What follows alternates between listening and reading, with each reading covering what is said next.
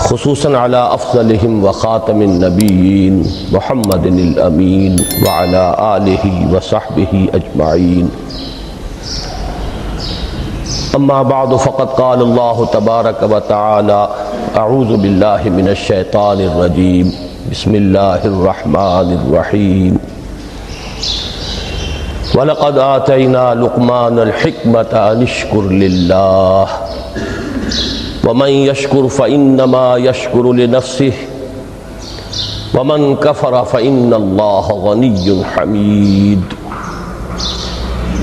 وَإِذْ قَالَ لُقْمَانُ لِابْنِهِ وَهُوَ يَعِظُهُ يَا بُنَيَّ لَا تُشْرِكْ بِاللَّهِ إِنَّ الشِّرْكَ لَظُلْمٌ عَظِيمٌ. إلى قوله يا بني أقم الصلاة وأمر بالمعروف وانه عن المنكر واصبر على ما أصابك إن ذلك من عزم الأمور. وقال تبارك وتعالى إنني أنا الله لا إله إلا أنا فاعبدني وأقم الصلاة لذكري. صدق اللہ العظیم. محترم لطف الرحمان صاحب ناظم قرآن کالج، محترم پروفیسر حافظ محمد فاضل صاحب رئیس شعبہ عربی و اسلامیات، محترم میجر ریٹائرڈ فتح محمد صاحب ناظم دارالمقامہ اور عزیز طلبہ، میں سب سے پہلے تو آپ حضرات کو مبارکباد پیش کرتا ہوں کہ آپ نے یہ 2 روزہ صلاۃ کیمپ منعقد کیا. میں یہ سمجھتا ہوں کہ قرآن کالج کی یہ پہلی تقریب ہے کہ جو اس کے قیام کے مقصد کے ساتھ بڑی گہری ہم آہنگی رکھتی ہے. پھر یہ کہ جس انداز میں اسے منظم کیا گیا ہے، اس میں خاص طور پر میجر صاحب کی جو فوجی تربیت ہے اس کا جو عمل دخل مجھے نظر آیا ہے، تو میں اس پر بھی انہیں ہدیہ تحسین پیش کرتا ہوں اور امید کرتا ہوں کہ آئندہ بھی دین کے جو اہم اور بنیادی موضوعات ہیں ان پر اسی طرح کے تربیتی کیمپ منعقد کرتے رہیں گے.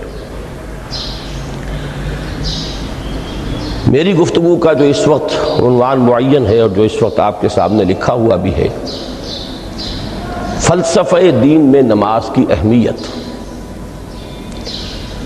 اس میں سب سے پہلے تو میں توجہ دلاؤں گا کہ لفظ فلسفہ اصلاً عربی کا ہے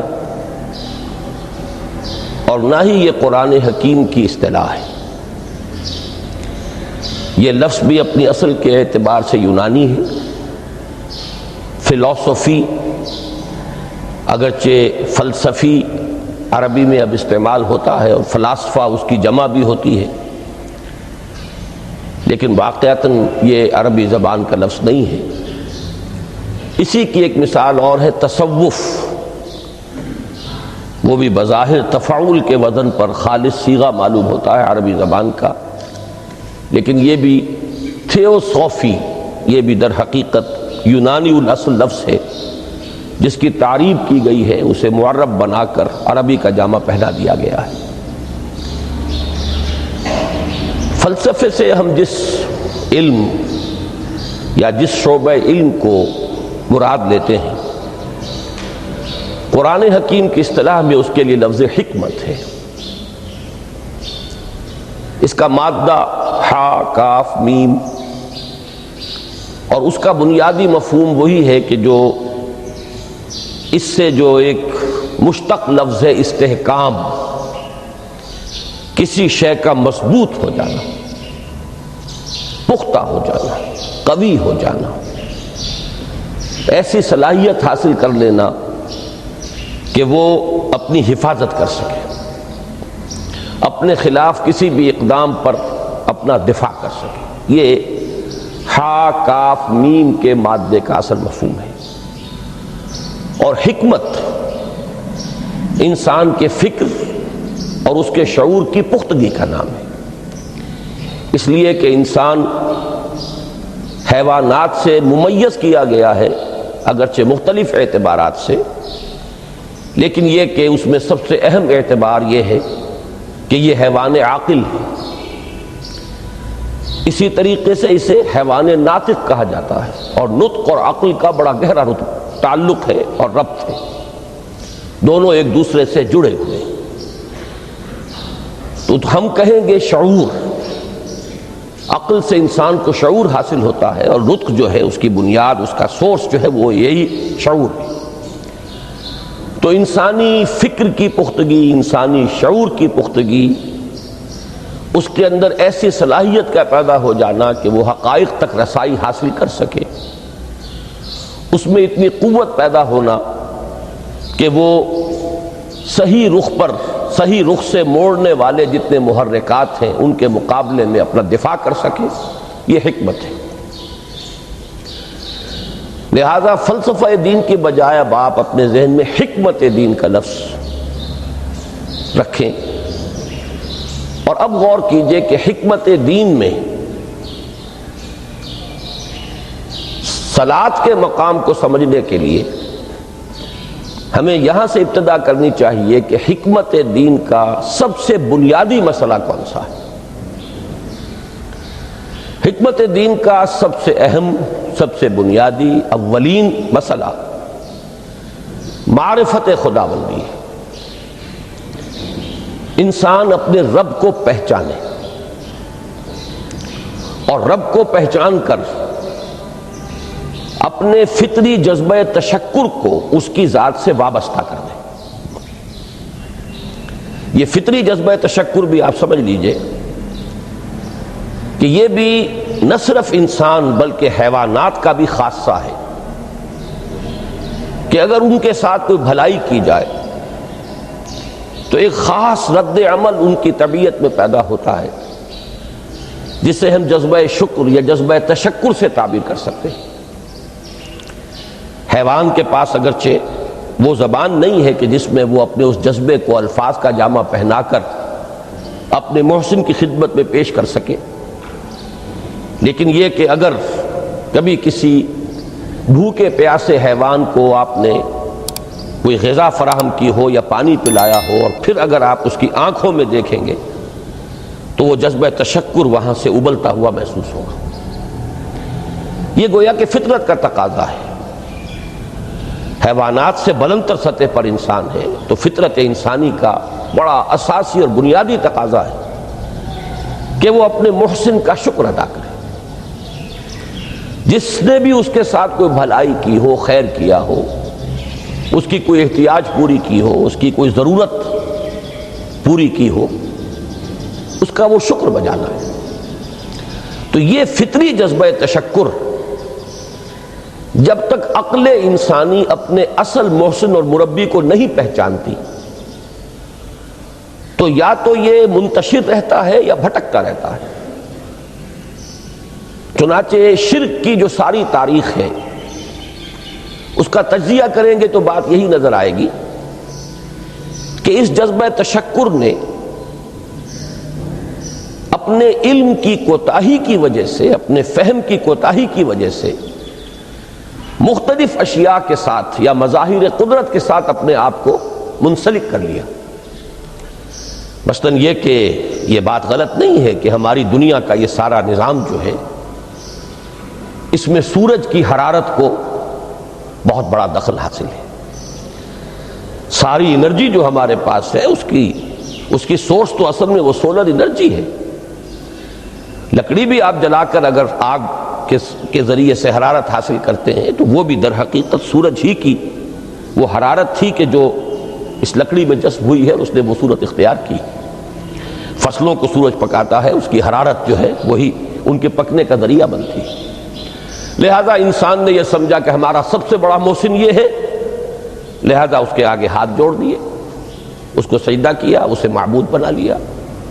اسی پر آپ قیاس کرتے چلے جائیے، جس چیز کے بارے میں احساس ہوا کہ اس کے ساتھ ہماری کوئی بھلائی وابستہ ہے، یہ ہمارے لیے کسی خیر کا ذریعہ ہے، اس کے سامنے انسان جھک گیا اور اس کے اظہار تشکر کے لیے اس نے مراسم عبودیت ایجاد کر لی۔ تو عقل انسانی کی اصل معراج یہ ہے کہ وہ اپنے اصل مربی کو پہچان لے، اپنے اصل رب کی معرفت حاصل ہو جائے کہ یہ تمام مظاہر فطرت، مظاہر قدرت، اگرچہ یہ سب ہیں اس دنیا میں، اس کے نظام کو مختلف پہلوؤں سے ان کے ساتھ وابستہ کیا گیا ہے، لیکن یہ سب خود کسی اور کی ربوبیت کے مظہر ہے۔ کوئی اور ہے جو ان سب کا خالق ہے، کوئی اور ہے کہ جس نے ان کے لیے یہ سارا نظام بنایا ہے۔ تو ایک ہی چھلانگ میں انسان پھر وہاں پہنچتا ہے اور اپنے اصل رب اور مربی کو پہچان کر اب اپنے پورے جذبہ تشکر کو اس کی ذات کے ساتھ منسلک کر دیتا ہے۔ یہ میں نے خلاصہ عرض کیا آپ کے سامنے سورہ لقمان کے دوسرے رکوع کی اس پہلی آیت کا، جس میں اللہ تعالیٰ نے حضرت لقمان کے حوالے سے حکمت اور حکمت کا جو منطقی اور لازمی نتیجہ ہے دونوں چیزوں کو بیان کر دیا۔ وَلَقَدْ آتَيْنَا لُقْمَانَ الْحِكْمَةَ أَنِ اشْكُرْ لِلَّهِ، ہم نے لقمان کو حکمت عطا کی کہ کر شکر اللہ کا۔ فطرت سلیمہ کا تقاضا شکر، محسن کے لیے، مربی کے لیے، اور عقل کی معراج اپنے اصل محسن اور مربی کو پہچان لینا، اسی کا نام حکمت ہے۔ حکمت عقل صحیح اور فطرت سلیمہ کے امتزاج سے وجود میں آتی ہے، جس کا نتیجہ شکر رب ہے یا معرفت رب۔ تو یوں سمجھئے کہ حکمت دین کا اساسی مسئلہ یہ، باقی سارے مسائل اب یہیں سے آگے چلیں گے۔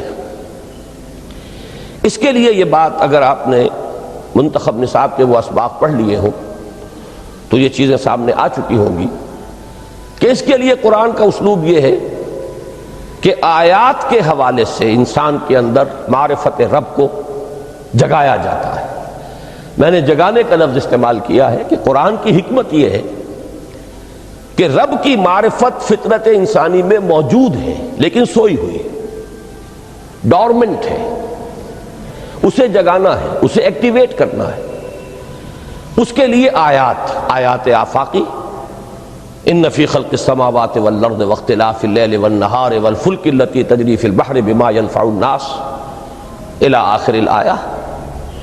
اسی طرح آیات انفسی، وفی انفسکم افلا تبصرون، سنریہم آیاتنا فی الآفاق وفی انفسہم حتی یتبین لہم انہ الحق۔ لیکن ان آیات آفاقیہ کی طرف بھی صحیح نقطہ نظر سے متوجہ کرنے کے لیے اور انسان کے اندر کی اس سوئی ہوئی معرفت رب کو جگانے کے لیے سب سے زیادہ مؤثر آیات قرآنیہ ہیں، چونکہ یہ فطرت انسانی کے اندر کی ایک شے کو جگانے والی ہیں۔ یہی وجہ ہے کہ قرآن مجید اپنے آپ کو کہیں الذکر کہتا ہے، کہیں ذکرہ، کہیں تذکرہ۔ یہ تو یاد دہانی ہے، تمہارے اپنے اندر معرفت رب موجود تھی یا موجود ہے، لیکن یا تمہیں اس کا شعور نہ تھا، وہ تمہارے شعور کی سطح پر نہیں آئی تھی، یا یہ کہ آئی تھی لیکن پھر تم اسے بھول گئے ہو، ذہول کے پردے پڑ گئے۔ جیسا کہ علامہ اقبال نے کہا کہ کافر کی یہ پہچان کے آفاق میں گم ہے، تم پھر گم ہو گئے ہو۔ لہذا اس کو اجاگر کرنے کے لیے، تازہ کرنے کے لیے یہ آیات قرآنیہ ہیں، ان اندھیروں سے، گمشدگی کے اندھیروں سے نکالنے کے لیے، معرفت کی روشنی میں لانے کے لیے یہ آیات مبارکہ ہے۔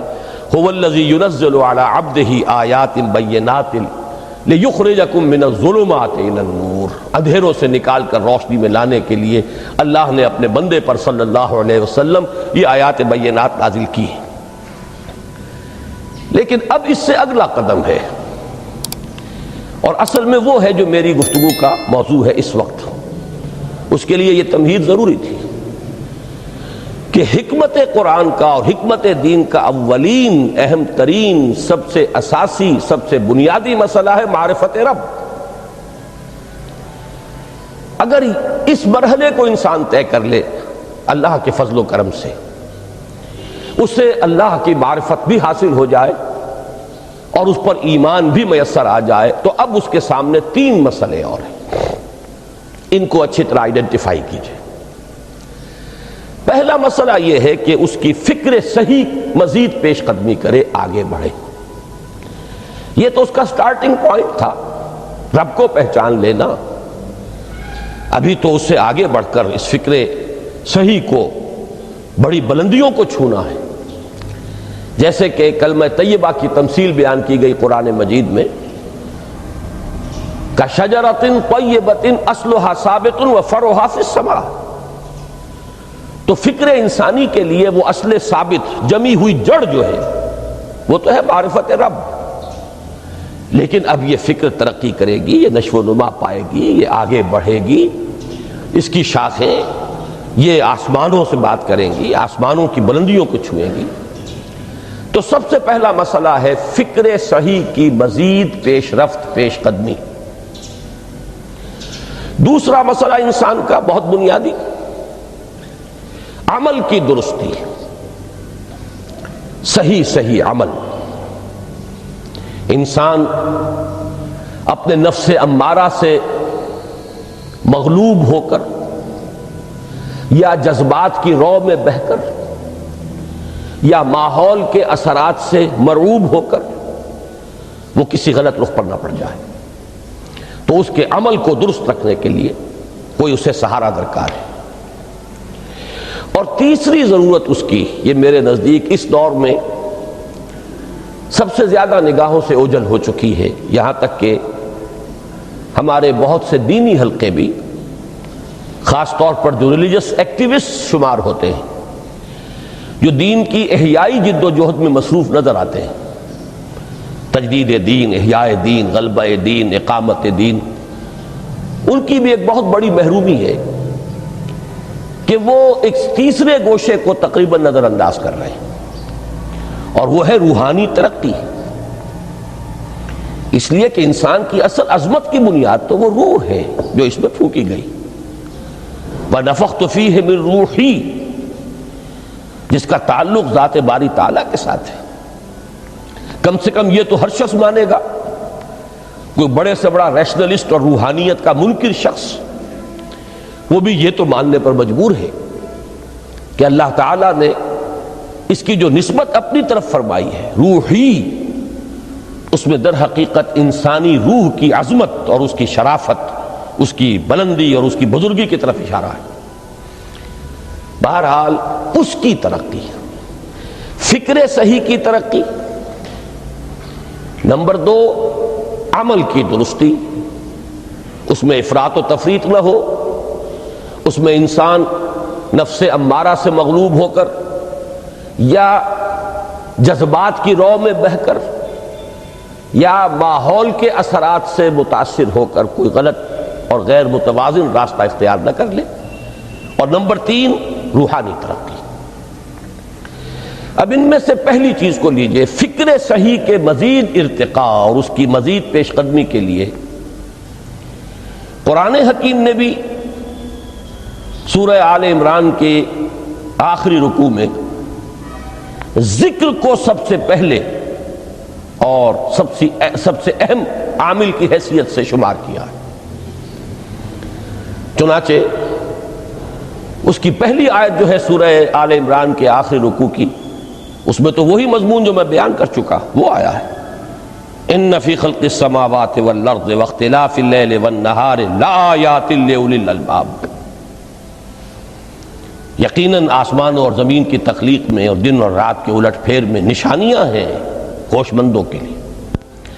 ان کے ذریعے سے انسانی شعور کے اندر وہ معرفت رب اجاگر ہوگی۔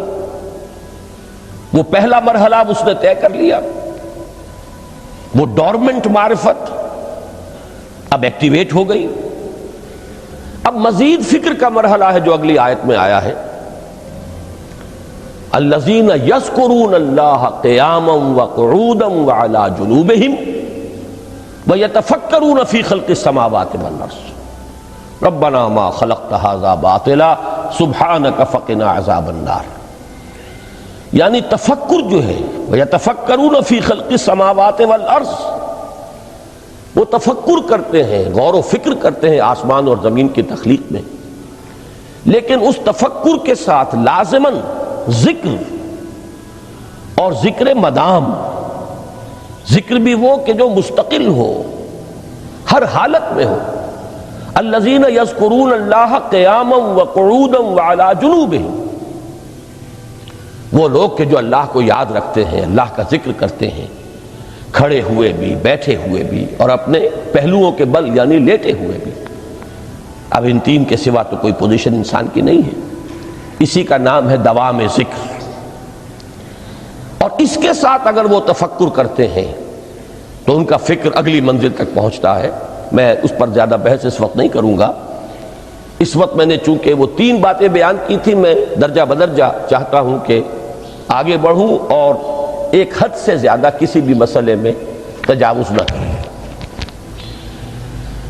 یہ جو بات سورہ آل عمران کی آخری رکوع کی اس دوسری آیت میں آئی ہے، اسی کو مولانا روم نے بیان کیا ہے بہت ہی سادہ لیکن بڑے پرمغز شعر میں.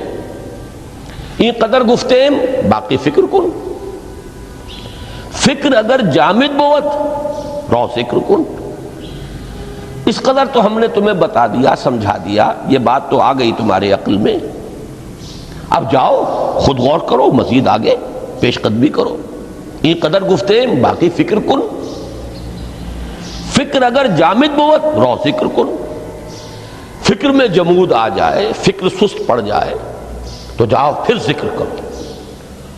تو یہ ذکر اور فکر گویا کہ گاڑی کے دو پہیے ہیں کہ جن سے فکر انسانی صحیح رخ پر آگے بڑھے گا. اگر یہ ذکر ساتھ نہیں رہے گا تو فکر انسانی کج ہو جائے.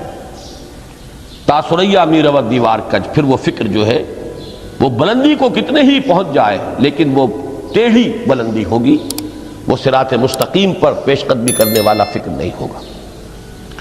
اسی کو علامہ اقبال نے اپنے دو اشعار میں، کیونکہ انہوں نے مولانا روم کو اپنا پیر بھی تسلیم کیا ہے، مرشد رومی، تو یہ فکر جو ہے، یہ خیال جو مولانا روم نے پیش کیا، اسی کو علامہ اقبال نے دو اشعار میں میں سمجھتا ہوں کہ مزید شکوہ کے ساتھ، مزید خوبصورت اور حسین انداز میں پیش کیا ہے.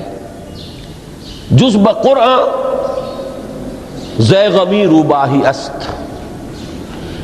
فقر قرآن اصل شاہنشاہی است. قرآن کے بغیر اگر کوئی شعر بھی ہو تو وہ بھی اصل میں لومڑی ہے، اس کی کوئی حقیقت نہیں ہے. اس لیے کہ اصل شاہنشاہی جو ہے وہ تو فقر قرآن ہے.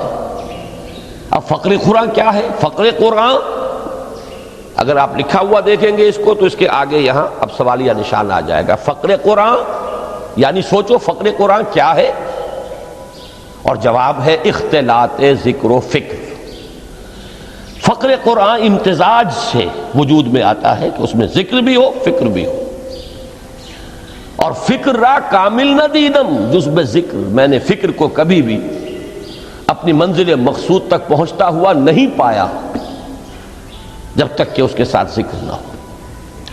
تو پہلی شے تھی فکر انسانی کی صحیح رخ پر مزید پیش قدمی اور پیش رفت، اور اس کے لیے لازم ہے ذکر و فکر کا امتزاج.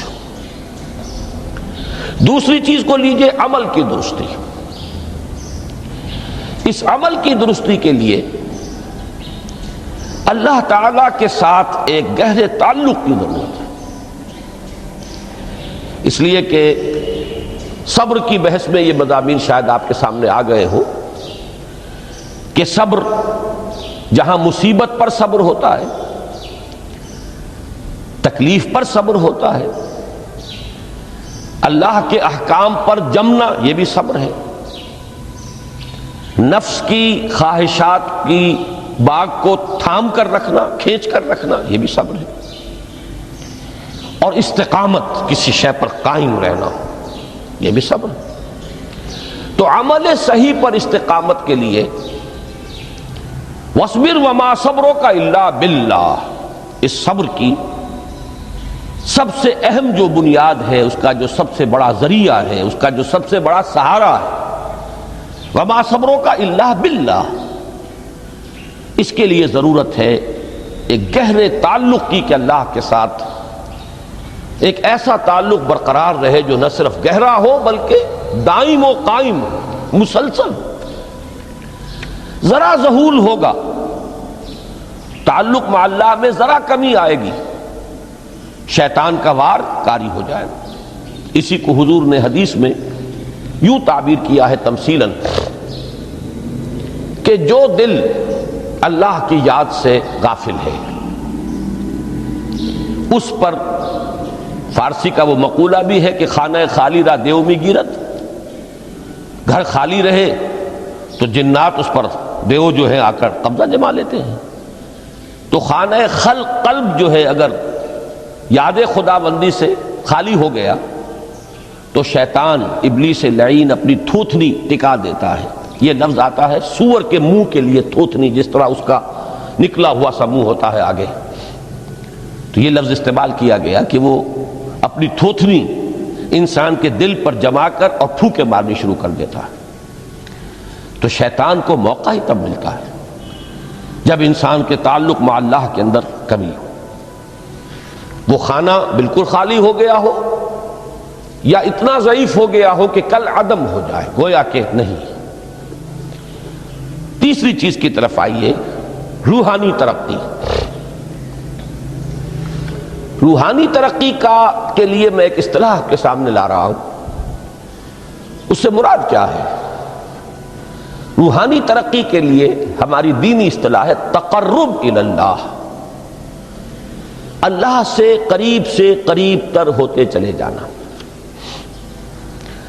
اس پر میرا ایک کتابچہ بھی ہے، تقرب الی اللہ کے دو مدارج، دو درجے، جو در حقیقت ایک حدیث نبوی علیہ الصلاۃ والسلام ہی پر مبنی ہے کہ حضور نے ایک درجہ قرار دیا ہے تقرب بالفرائض، فرائض کے ذریعے سے انسان اللہ کا قرب حاصل کرے۔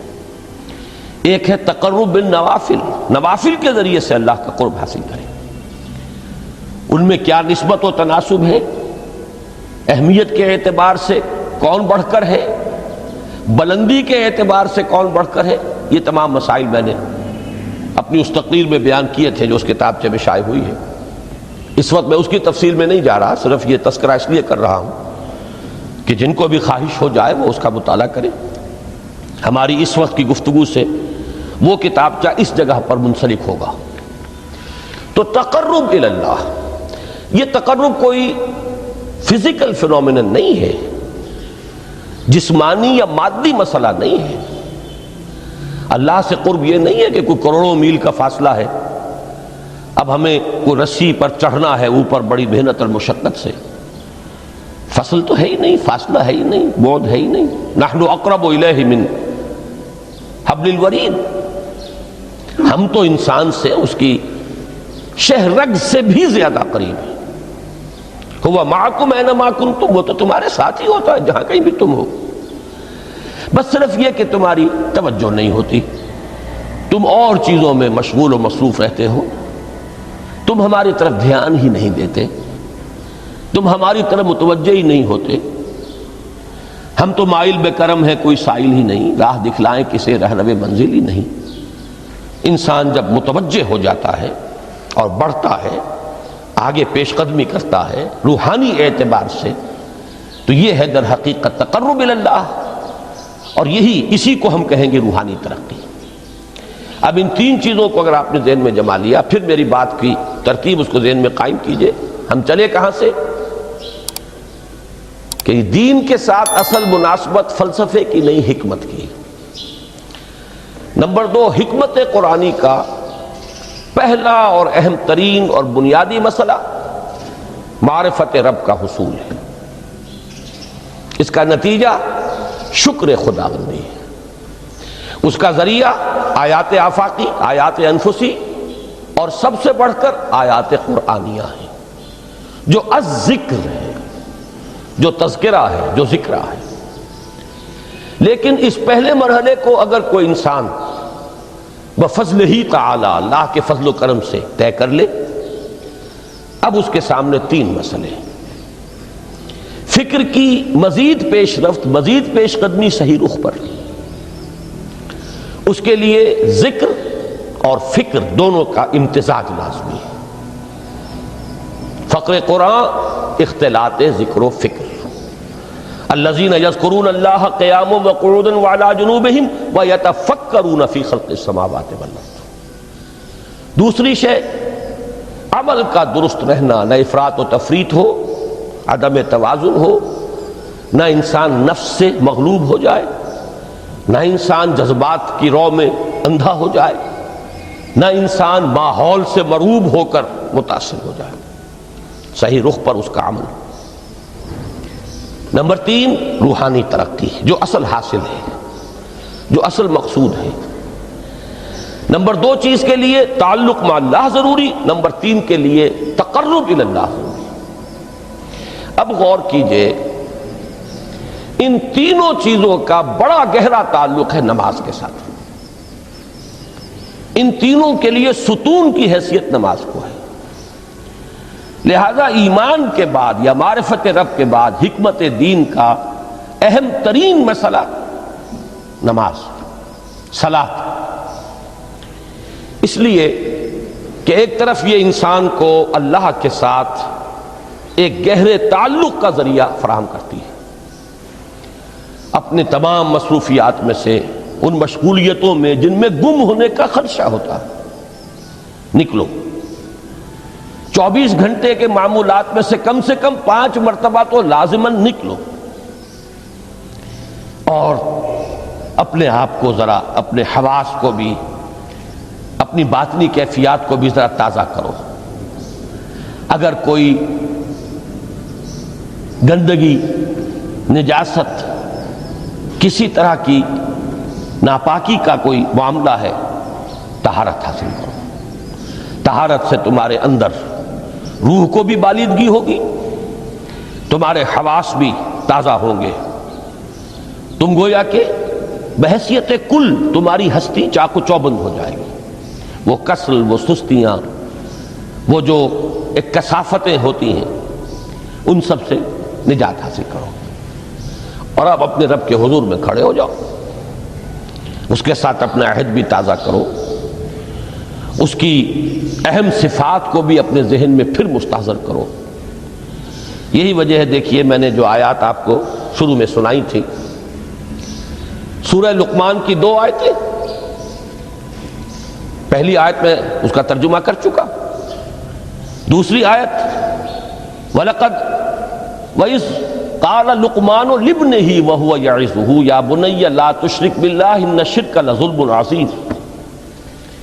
اس کے بعد درمیان میں کچھ مضمون آ کر پھر وہ آیہ مبارکہ آئی، یا بنی اقم الصلاۃ وامر بالمعروف وانہ عن المنکر واصبر علی ما اصابک۔ گویا کہ اہم ترین چیز، بنیادی ترین چیز، اللہ کو محض پہچان لینا کافی نہیں ہے، یاد رکھنا ضروری ہے۔ اللہ یاد رہے گا تو فکر صحیح آگے بڑھے گا، اللہ یاد رہے گا اور اس کے ساتھ ایک گہرا تعلق جو ہے برقرار رہے گا تو عمل درست رہے گا۔ بالکل یہی بات سورہ طٰہٰ میں جو پہلی وحی حضرت موسیٰ علیہ السلام پر ہوئی، اور پہلا مخاطبہ ہے، چونکہ حضرت موسیٰ کو یہ انبیاء کرام کے مقدس گروہ میں ایک امتیازی حیثیت حاصل ہے کہ ان سے براہ راست گفتگو ہوئی ہے، اگرچہ صرف ایک پردہ تھا، اوٹ من ورائے حجاب گفتگو ہوئی ہے، لیکن یہ کہ کوئی فرشتے کا درمیانی جو ہے وہ لنک نہیں تھا، براہ راست اللہ تعالیٰ نے حضرت موسیٰ علیہ السلام سے کلام فرمایا۔ کلم اللہ موسیٰ تکلیما، موسیٰ سے تو اللہ نے کلام فرمایا جیسے کہ کلام کیا جاتا ہے۔ تو پہلا مخاطبہ ہے، یہ پہلا مکالمہ ہے، پہلی وحی کہیے، اسی میں یہ الفاظ بھی موجود ہیں، اننی انا اللہ لا الہ الا انا فاعبدنی واقم الصلاۃ لذکری۔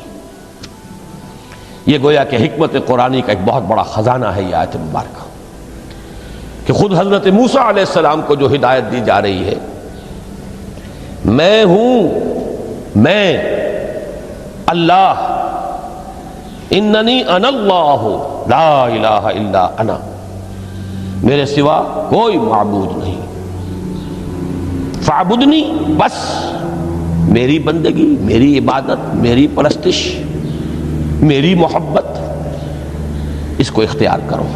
وَأَقِمِ الصَّلَاةَ لِذِكْرِي، اور نماز کو قائم رکھو میری یاد کے لیے۔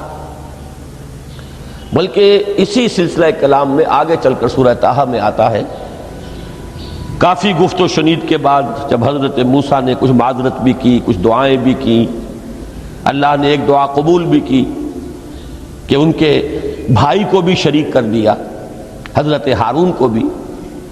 اس کے بعد پھر جب فرمایا کہ اب جاؤ فرعون کی طرف، تو اس میں فرمایا وَلَا تَنِيَا فِي ذِكْرِي، اور دیکھنا یہ جو عظیم مشن تمہارے کندھے پر آ گیا ہے، بڑا بھاری اور کٹھن ایک فرض ہے جو تم پر عائد ہو گیا ہے، اس کے لیے سب سے بڑی تمہارے پاس جو قوت کا ذریعہ ہے وہ نماز ہے۔ اقیم فلا تنیا عن ذکری، میری یاد میں کبھی غفلت نہ کرنا، اس میں کبھی کوئی کمی نہ آنے دینا۔ جیسا کہ میں نے عرض کیا تھا کہ جیسے ہی وہ تعلق جو ہے کمزور پڑتا ہے یا منقطع ہو جائے معاذ اللہ، تو پھر انسان گویا کہ شیطان کے لیے ایک لقمہ تر بن جاتا ہے۔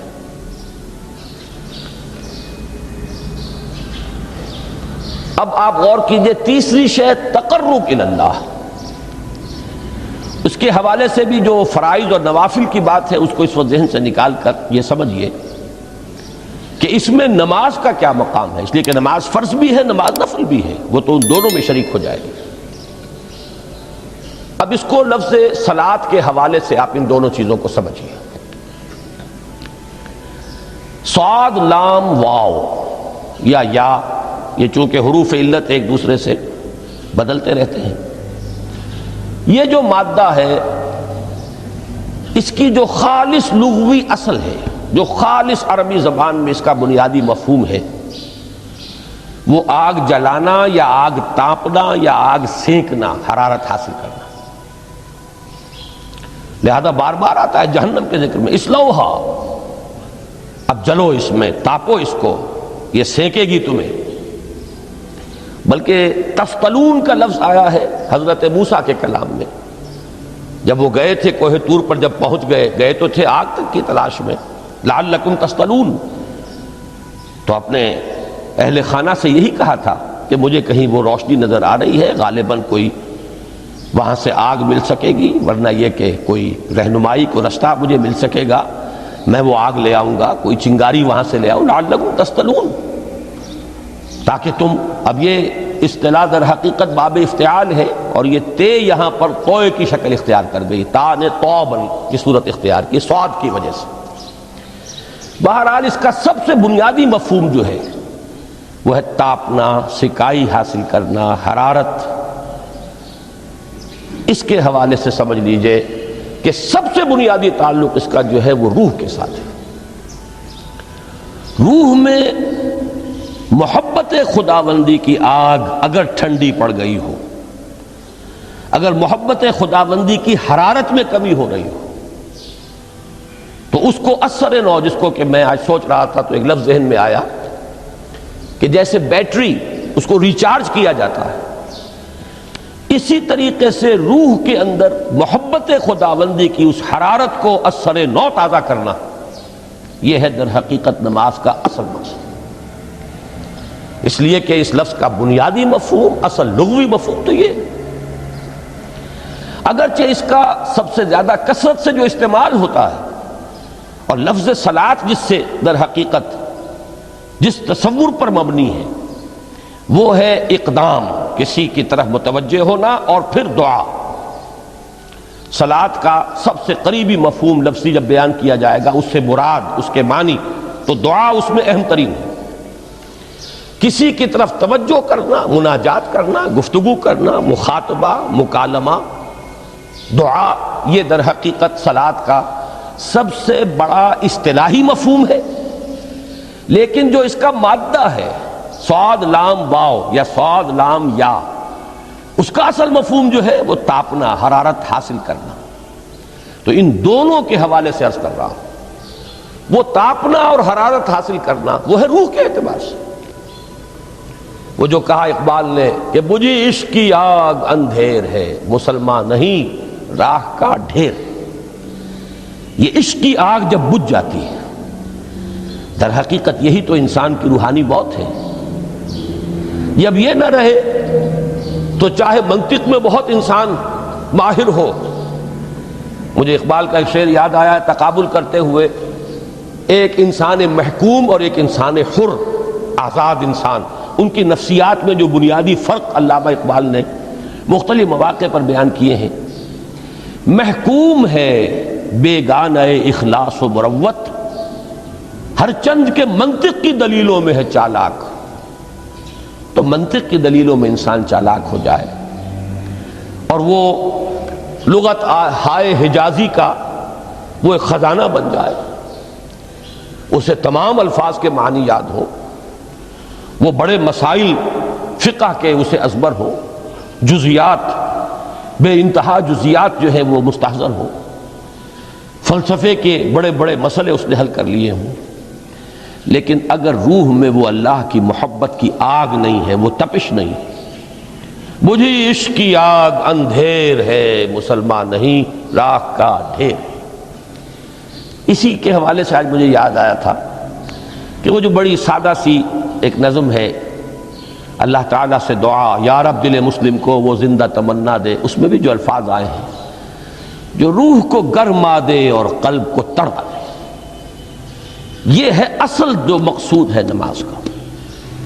اور یہی وہ چیز ہے جیسا کہ میں نے عرض کیا تھا کہ نگاہوں سے اوجھل، یہ پہلو سامنے ہے ہی نہیں. دوسرا پہلو سامنے ہے اور وہ بھی میرے نزدیک بہت اہم ہے، بہت بنیادی ہے، اس میں کوئی شک نہیں، لیکن یہ ہے بلند ترین منزل کہ تقرب الی اللہ. اس کے لیے در حقیقت یہ کس لیے درکار ہے؟ روح کے اندر عشق کی حرارت اور گرمی تازہ ہو جائے. بسا اوقات یہ اندر دب جاتی ہے، جیسے انگارہ ہوتا ہے آگ کا، اس کے اوپر خاک اور راکھ آ جاتی ہے، اندر کچھ ہوتی ہے. آگ دبی ہوئی سمجھ، آگ بجھی ہوئی نہ جان. اس دبی ہوئی آگ کو پھر ایک شعلہ بنانا، پھر اس کے اندر ایک حیات تازہ پیدا کرنا، یہ ہے نماز کا اہم ترین اور بلند ترین مقصد. لیکن اس کے ساتھ ہی اس نماز میں ذکر ہونا، اس کا یہ ذکر ہے. اور ذکر کی جب میں فہرست بیان کیا کرتا ہوں، بہت سے حضرات کے سامنے ہوگا کہ ذکر کا در حقیقت مفہوم ہے استحضار اللہ فی القلب. ہمارے ہاں غلطی سے جو ذرائع ذکر ہے انہیں ذکر قرار دے دیا گیا ہے. نماز ذکر نہیں ہے، نماز ذکر کا ذریعہ ہے. اقیم الصلاۃ لذکری، نماز قائم کرو میرے ذکر کے لیے. یہ اللہ اللہ کہنا یا ادعیہ معصورہ جو حضور صلی اللہ علیہ وسلم کی مسنون دعائیں ہیں، انہیں اپنے تمام معمولات دنیاوی کے ساتھ ساتھ ان دعاؤں کو بھی انسان پڑھتا رہے، اللہ سے دعا کرتا رہے، یہ تمام ذرائع ذکر ہیں. سبحان اللہ الحمدللہ الحمدللہ، اس کا آپ ورد کیجئے، یہ بھی ذریعہ ذکر ہے. حقیقت میں ذکر ہے استحضار اللہ فی القلب، اللہ کو دل میں لے آنا، اللہ کو دل میں حاضر کر لینا. اصل میں تو ترجمہ ہوگا، لیکن حاضر جاننا، یہ کیفیت جو ہے انسان کو حاصل ہو جائے. اب اس کے حوالے سے ذرا بات سمجھیے کہ ایک تو میں عرض کر چکا ہوں مجسم ذکر تو قرآن ہے، لہذا ذکر کی فہرست جب آپ کریں گے ذرائع ذکر تو ان میں سب سے پہلے قرآن آئے گا، اس لیے کہ وہ ہماری حکمت کے پہلے مسئلے کو حل کر رہا ہے، بنیادی مسئلہ، اہم ترین مسئلہ. دوسرے نمبر پر ذکر جو ہے، اب اس کے لیے کچھ اصطلاحات جو میرے مختلف دروس میں شاید آپ کے سامنے بعد میں آئیں یا پہلی آ چکی ہوں، ان کے حوالے سے میری بات سمجھیے. ایک ذکر غیابی ہے، تھرڈ پرسن میں، صیغہ غائب میں اللہ کی یاد کرنا. اللہ اکبر اللہ اکبر اللہ اکبر. ابھی اللہ اکبر جو ہے یہ جملہ اسمیہ خبریہ ہے، ایک حقیقت کی تکرار آپ کر رہے ہیں، اللہ سب سے بڑا ہے، اللہ سب سے بڑا ہے.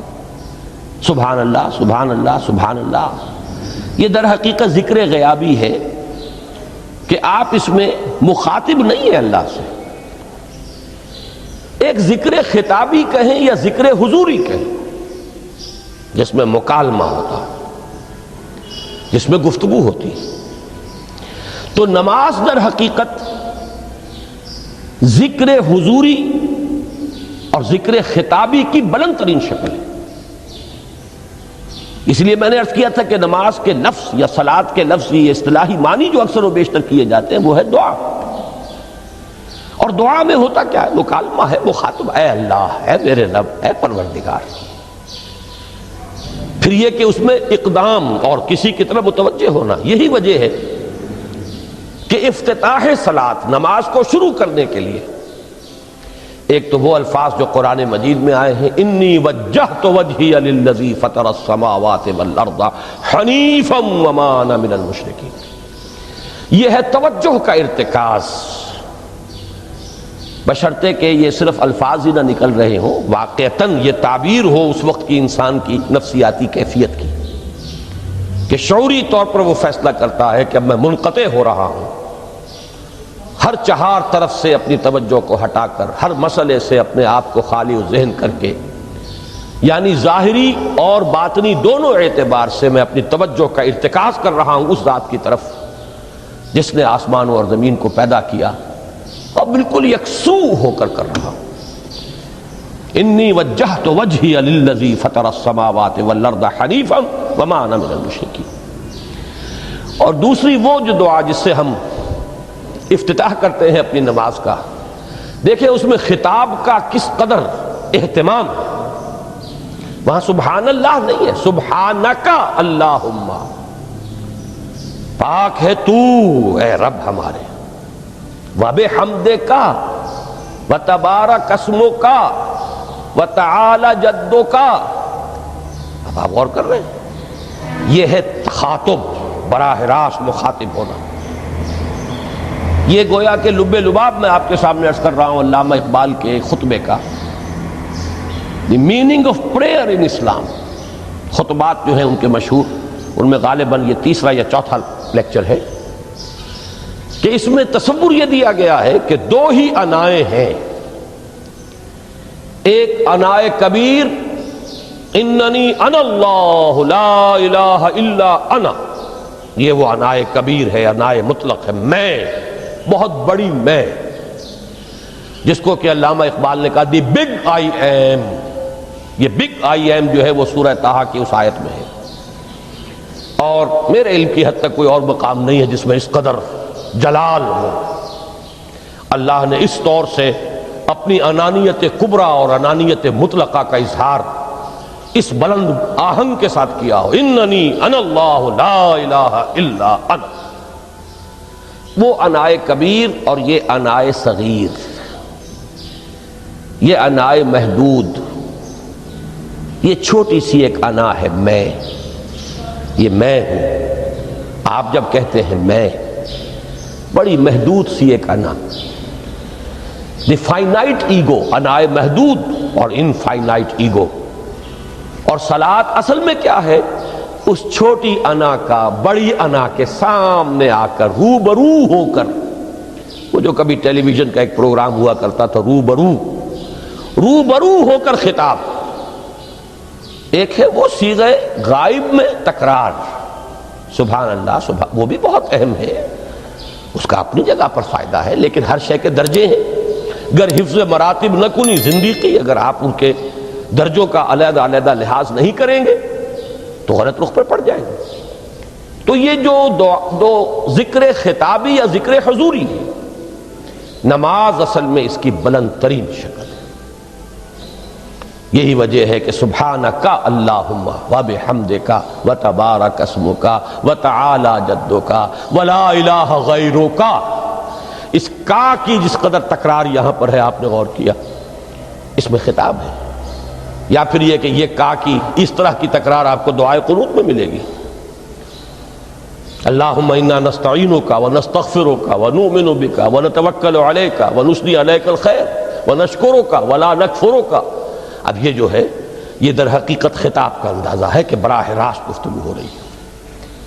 تو سب سے پہلی بات تو یہ ہوئی کہ ذکر کی ایک شکل ہے ذکر غیابی، دوسری ذکر حضوری، اور ذکر حضوری یا ذکر خطابی کی بلند ترین منزل بلند ترین اس کا ذریعہ نماز ہے۔ اس کو ایک پہلو سے اور سمجھ لیجئے، سورہ فاتحہ جب پھر ہم پڑھتے ہیں جسے الصلاۃ کہا گیا ہے، جو لب لباب ہے، خلاصہ ہے، اس میں پھر تدریجاً غیاب سے حضور کی طرف پیش قدمی ہوتی ہے۔ الحمدللہ رب العالمین الرحمن الرحیم مالک یوم الدین، یہ ذکر غیابی ہے، اس میں ابھی خطاب نہیں آیا۔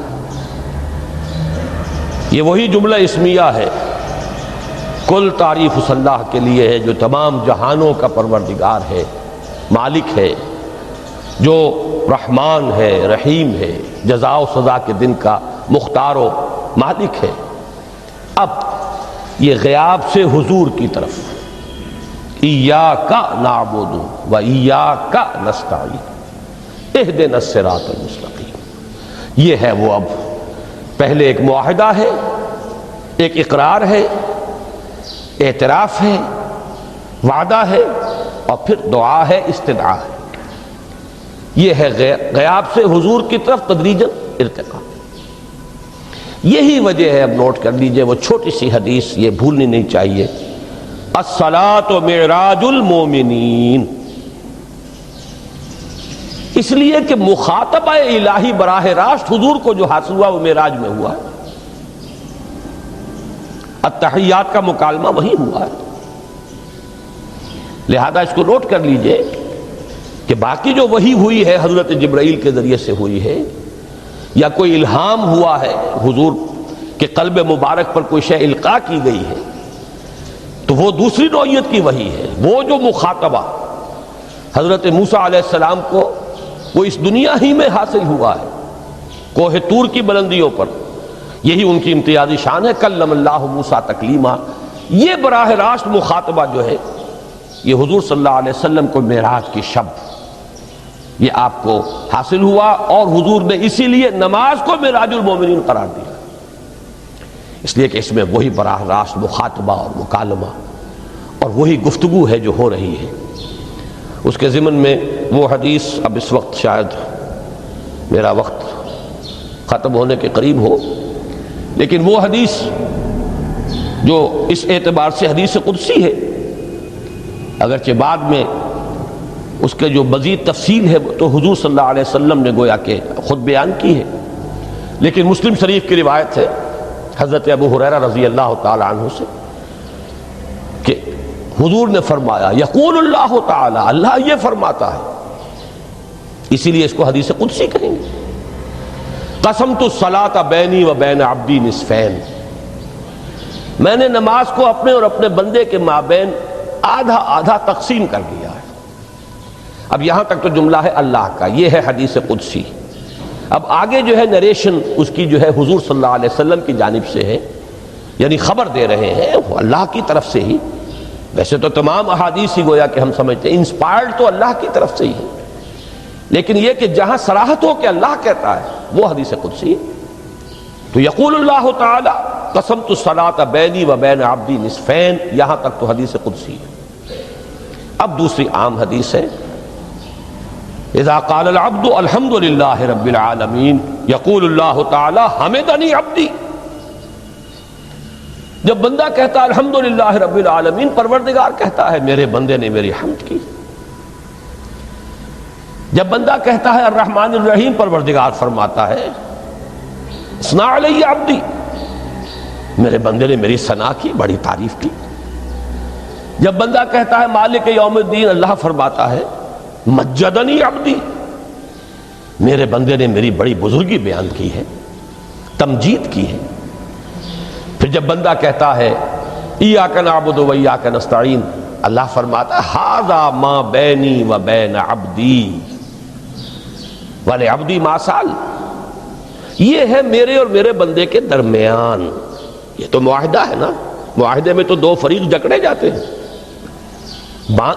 بند جاتے ہیں، یہ میرے اور میرے بندے کے درمیان ہے، اور میرے بندے نے جو طلب کیا میں نے دیا، اس لیے کہ اس میں طلب بھی تو ہے، ایاک نستعین، تیری مدد چاہتے ہیں، یہ طلب ہے، اسی کی شرح ہے جو اب آخری تین آیتیں ہیں، پروردگار ہم تیری مدد چاہتے ہیں، پروردگار ہم تیری ہی بندگی کرتے ہیں اور کریں گے، اور تیری ہی مدد چاہتے ہیں، چاہیں گے۔ اگر حال میں اس کا ترجمہ کریں گے زمانہ حال کے اعتبار سے، اس لیے کہ فعل مضارع میں تو دونوں موجود ہیں، شامل ہیں، تو یہ ایک اعتراف ہے، اظہار حال ہے۔ اللہ کرے کہ وہ واقعتاً صحیح اظہار حال ہو، ہم واقعی اللہ کی بندگی کرتے ہوئے یہ کہیں کہ ایاک نعبد، ورنہ اگر ہماری اصل صورتحال سے وہ مطابقت نہ رکھتا ہو تو پھر تو ایک طرح کا جھوٹ ہو جائے گا، غلط بیانی ہو جائے گی۔ ایاک نعبد، تیری ہی بندگی کرتے ہیں، اور مستقبل میں کیجئے، کریں گے، یہ ہے عہد۔ تیری ہی مدد چاہتے ہیں، تجھی سے مدد طلب کرتے ہیں، تجھی سے مدد چاہتے رہیں گے۔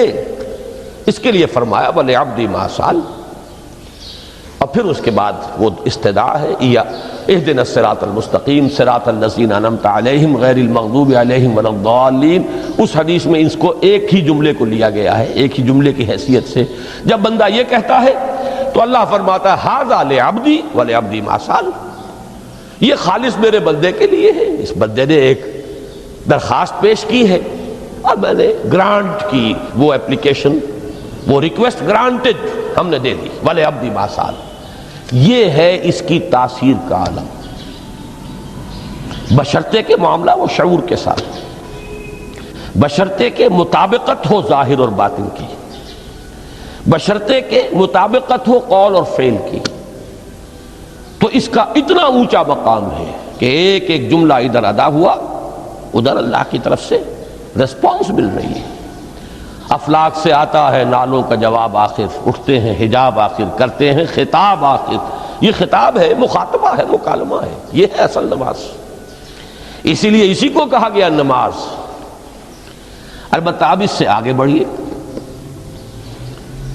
ذکر کی ایک اور شکل بھی ہے، اور وہ ذکر عملی ہے۔ ایک تو ہم نے کہا اللہ اکبر، اللہ بہت بڑا ہے، سب سے بڑا ہے، یہ جیسا کہ میں نے عرض کیا ایک اعتبار سے تو ذکر غیابی ہو گیا۔ دوسرے یہ کہ یہ ایک فکری لسانی ذکر ہے، ہم نے کہہ دیا۔ ایک ہے اسی کے ساتھ ایک عملی ڈیمانسٹریشن، جب یہ کہتا ہوا انسان سیدھا سجدے میں گرتا ہے تو در حقیقت یہ اس اللہ اکبر کی تعمیل ہو رہی ہے۔ لہذا نماز میں جہاں ذکر غیابی بھی ہے، سورہ فاتحہ کی پہلی 3 آیات، جہاں الذکر کا حصہ بھی ہے، کچھ نہ کچھ قرآن آپ پڑھیں گے اس میں، پھر یہ کہ ذکر حضوری اور ذکر خطابی بھی ہے کہ آپ نے اللہ سے عہد و پیمان کیا، قول و قرار کیا، استدعا کی۔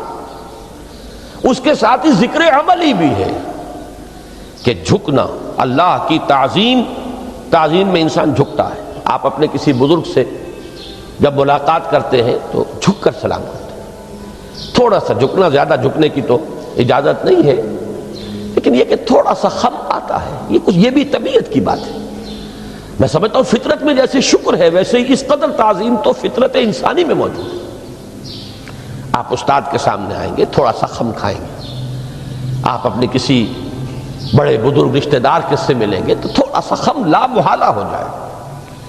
یہ در حقیقت اس آپ کے فکر کی ایک عملی تعبیر، اس کا عملی مظہر ہے کہ آپ نے اس ہستی کی تعظیم کی ہے، اس کی عظمت کا اقرار اور اعتراف کیا ہے۔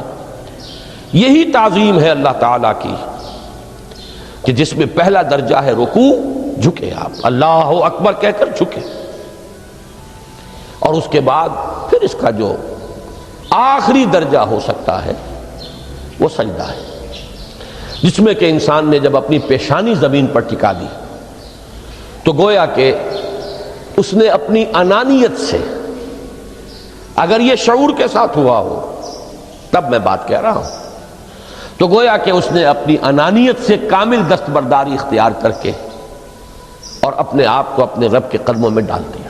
یہی وجہ ہے کہ حضور نے اس کو تعبیر فرمایا ہے کہ جب سجدہ کرو تو یوں محسوس کرو کہ تم نے اپنا سر اپنے رب کے قدموں میں رکھ دیا۔ یہ کیفیت ہونی چاہیے۔ اور چونکہ میں نے ابھی عرض کیا کہ یہ در حقیقت انسان کی انانیت، میں، میری مرضی، میری خواہش، میری پسند، میری عقل، میری منطق، میرا چوائس، میرا اختیار، یہ سب چیزیں ہی تو در حقیقت جو ہمارے اندر ایک مضمر ہے شیطنت، اس شیطنت کا مظہر یہی تو ہے۔ جب اس کو انسان اپنے ہاتھوں اپنے رب کے قدموں میں رکھ دیتا ہے تو در حقیقت اسی لیے اس کو تعبیر کیا گیا کہ اقرب ما یکون العبد الی ربہ فی السجود، بندہ اپنے رب سے قریب ترین جو ہوتا ہے وہ سجدے میں ہوتا ہے، بشرطے کہ وہ سجدہ واقعی سجدہ ہو۔ اس میں حقیقت یہ ہے کہ اقبال کا وہ شعر بڑی صحیح تعبیر ہے، وہ سجدہ روح زمین جس سے کانپ جاتی تھی، یہ ہے اصل میں تعبیر۔ اسی کو آج ترستے ہیں ممبر و محراب، سجدوں پر سجدے اور رکعتوں کے ڈھیر لگ گئے ہوں، اور 17 رکعتیں پوری نماز عشاء کی انسان نے ادا کی ہوں گن گن کر، اور 17 رکعتوں میں آپ کو معلوم ہے 34 تو سجدے ہو ہی گئے، تو سجدوں پر سجدے اور رکعتوں کے ڈھیر، لیکن یہ کہ اگر وہ کیفیت آپ کی صحیح عکاسی نہیں کر رہی ہے آپ کے ذہن کی، آپ کی نفسیاتی کیفیت کی، آپ کی قلبی کیفیت کی، آپ کے شعور کی، تو پھر ٹھیک ہے، ثواب تو ملے گا اس نماز سے بھی، اس لیے کہ ثواب کا نہ ملنا تو ظلم ہوگا، سوائے ایک بات کے کہ اس میں اگر کوئی ریاکاری ہے، دوسروں کو دکھانے کے لیے نماز پڑھی گئی ہے، تو ریاکاری تو زیرو کے مانند ہے کہ اس سے جو شے ضرب کھاتی ہے زیرو ہو جاتی ہے۔ 1 کروڑ کی تعداد عدد کو آپ زیرو سے ضرب دے زیرو ہو گئے، تو ریاکاری تو زیرو کر دینے والی شے، بلکہ زیرو ہی نہیں کرتی، وہ شرک تک پہنچا دیتی۔ من صلی یرائی فقد اشرک ومن صام یرائی فقد اشرک ومن تصدق یرائی فقد اشرک، جس نے دکھانے کے لیے نماز پڑھی اس نے شرک کیا، جس نے دکھانے کے لیے روزہ رکھا اس نے شرک کیا، جس نے دکھانے کے لیے صدقہ خیرات کیا اس نے شرک کیا۔ لیکن یہ کہ اگر یہ بات نہیں ہے، اگر ریاکاری نہیں ہے، کوئی بدنیتی نہیں ہے، تو ایک شخص نے وقت نکالا ہے، اسی وقت میں وہ اپنا کوئی اور کام کر سکتا تھا، کوئی 2-4 پیسے کما سکتا تھا، کوئی اور دھندا دنیا کا جو ہے کرتا، لہذا اگر وہ نہیں ہے، ریا نہیں ہے، تب اس کا اجر تو لازم ہے، اس نے کچھ نہ کچھ ڈیووٹ کیا ہے، کچھ نہ کچھ سیکریفائس کیا ہے، کچھ نہ کچھ قربانی دی ہے۔ لیکن یہ کہ پھر وہ نماز یہ نہیں ہے، وہ سجدہ روح زمین جس سے کانپ جاتی تھی، اسی کو آج ترستے ہیں ممبر و محراب۔